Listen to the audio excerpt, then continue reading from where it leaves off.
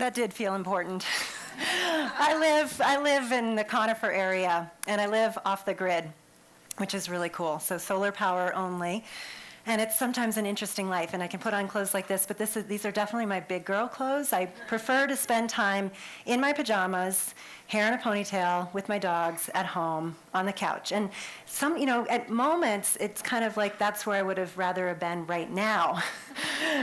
And I'll tell you why, because I'm going to tell you a lot of things that kind of what brought me here. And this coming Sunday will be the 22-year anniversary for me, for when I started my journey out of addiction and into a life of recovery. So, thank you.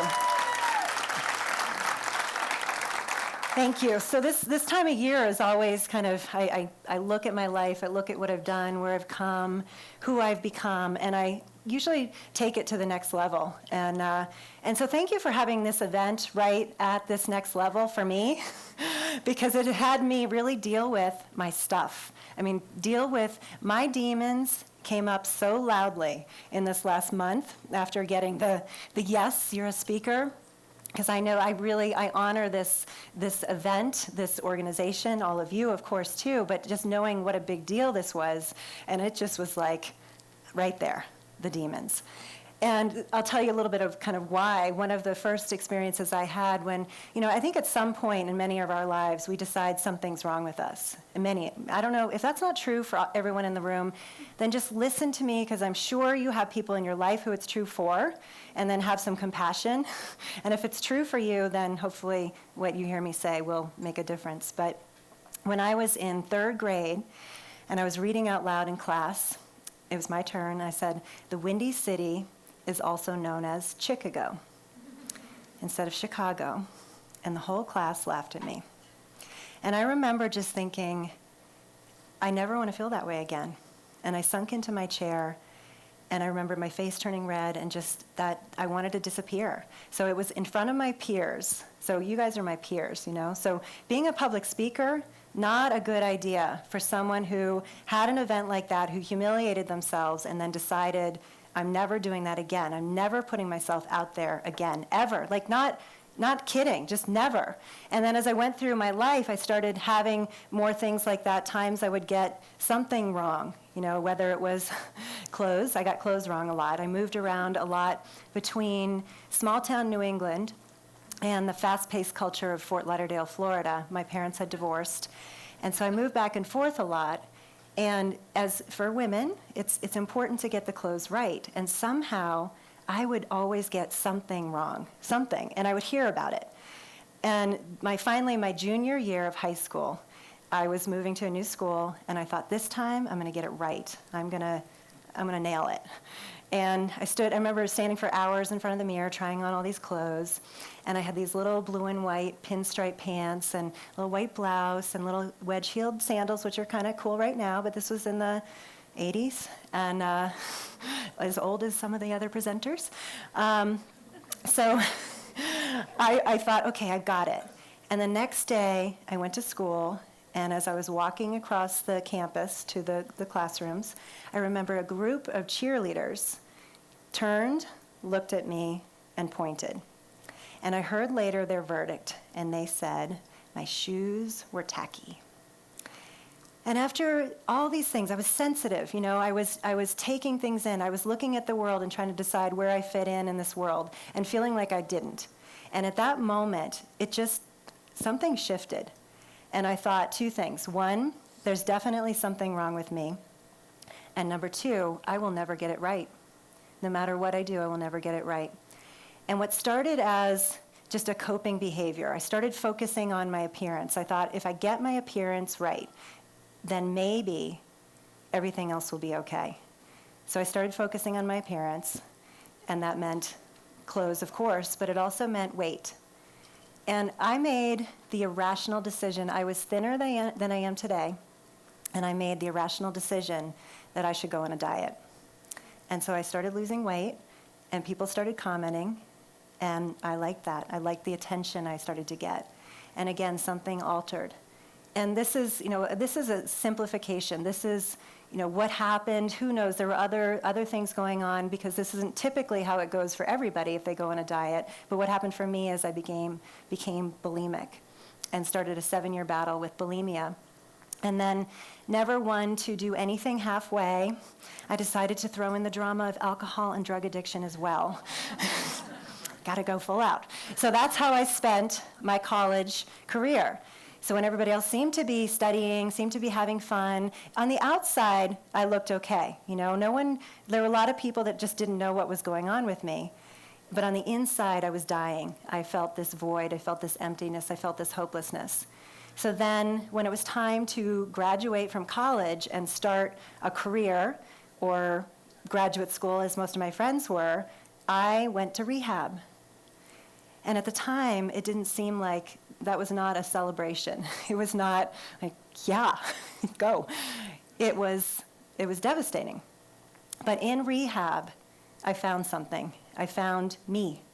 I found tools. I found a way out. I found recovery, and that was the beginning of my journey. And then I also found something else. I found that I was being treated by all these people that were so compassionate and loving and caring and wanting to make a difference with me, and some who had been through similar struggles. So what happened for me is I realized I wanted to go back to school, earn a master's degree, and do this kind of work. So I did. I worked in treatment centers. I worked in addiction treatment for many years. Now, and a lot of amazing things happened along the way. I left addiction treatment. I went to become a personal coach. I did a lot of things like that. Yet there was always something in the background, even with this amazing life I created. There was always something that felt like it was missing. And I'm gonna give you guys a present right now. I'm gonna interrupt.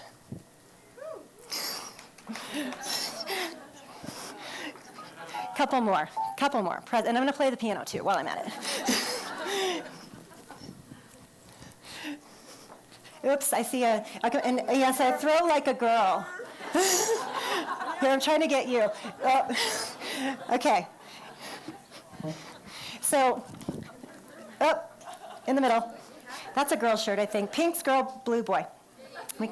So, I did that for a reason.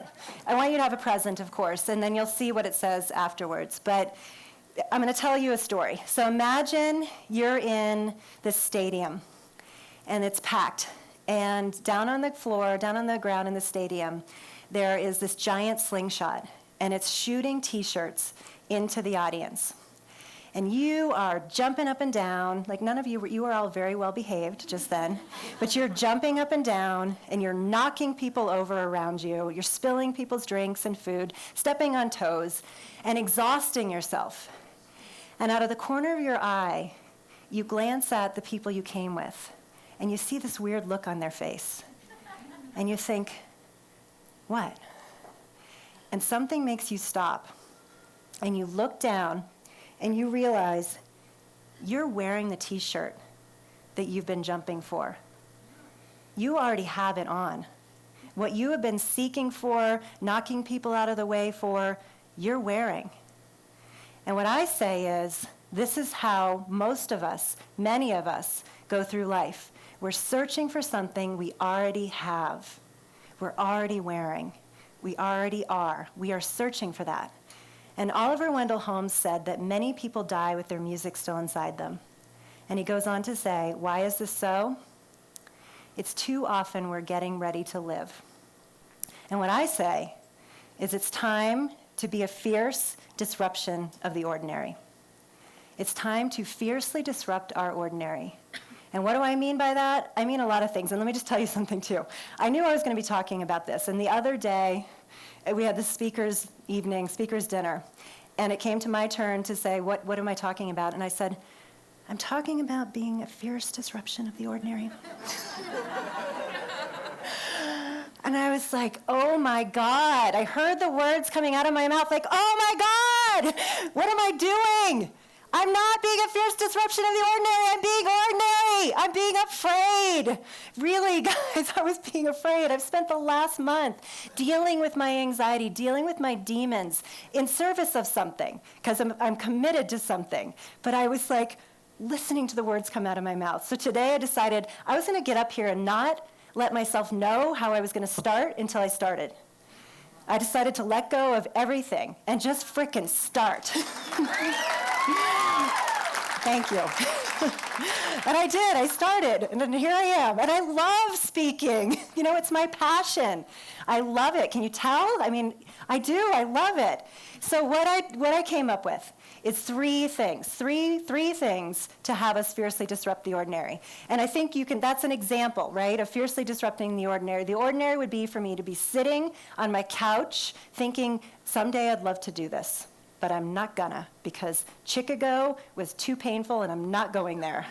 That would have been ordinary. And we've heard people talking about disrupting the ordinary all night, and we're gonna hear more about it. So we know, we get a sense. And so what I say, the three things you need to do if you wanna disrupt your ordinary is, number one, you need to take simple actions. Take simple actions. They don't have to be monumental, earth-shaking, life-changing, do everything at once action. Take a simple action, something starting today. And so what I'm going to ask each of you, as the other speakers are saying too, what is one thing you can do starting today? And then take that challenge. Do one thing a day for 28 days, some simple action. It was a series of simple actions that had me be up on this stage today in front of you, one after the other. So the second one is honor your commitments. Honor your commitments. When you give your word to something, do it.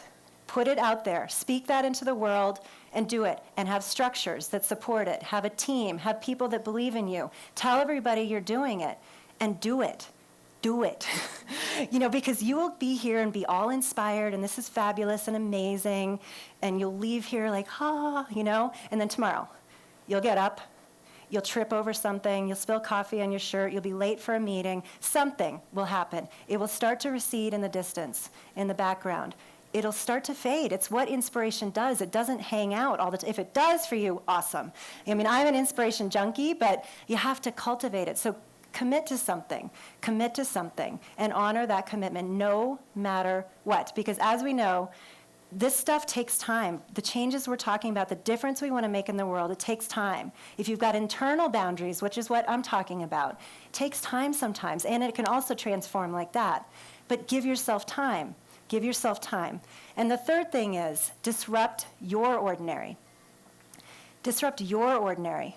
It's really easy to point fingers out there in the world and say, what's wrong with the world? That's wrong, they're wrong, that's wrong. I mean, look at politics. It's what's happening. Finger pointing. No agreement. So what I'm saying is, it's our ordinary. Start here. Start within. Disrupt something internal for yourself, and then go out and make a difference from there, from that place.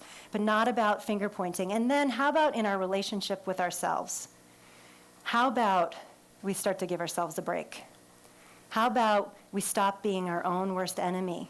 How about we can flip ourselves off in the morning. That sounds like a good technique. We could say whatever works for you, but be willing to deal with your stuff, and all in service of what you're committed to, what kind of life you want, what kind of difference you want to make here, all of that. Be willing to do what it takes to disrupt your ordinary.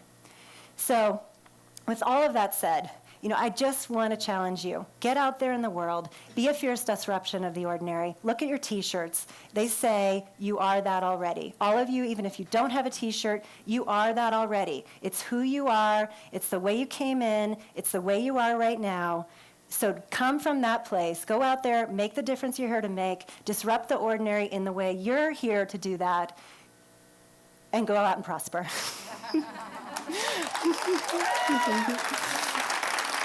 Thank you.